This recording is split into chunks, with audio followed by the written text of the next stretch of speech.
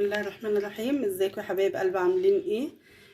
النهارده بقى هنعمل كبده. انا كده مقطعاها ومقطعه اللي هي كلاوي دي وحته دهنه، ومعايا فلفل وتوم وفلفل الوان وبصل وحبيتين طماطم. انا بحط الطماطم بتديها تسكيره كده، بتبقى الكبده مسكره. وبرده بعملها في الحواوشي. لما باجي اعمل الحواوشي، لما اجي اعمل الحواوشي برده هعرفكم واقول لكم انا بعمله ازاي. يعني طبعا احنا كلنا امهات شاطره ما شاء الله علينا، فاحنا كلنا بنتعلم من بعض. حضرتكم عندكم حاجه بتقولوها لي، انا بعمل حاجه بقول لكم عليها، وربنا يحسن ما بين ايدينا كلنا. ومعايا طبعا فلفل اسود وتوم بودر وبصل بودر وكزبره وكمون وملح. هفرم بقى الحاجات دي واتبل الكبده وارجع لكم.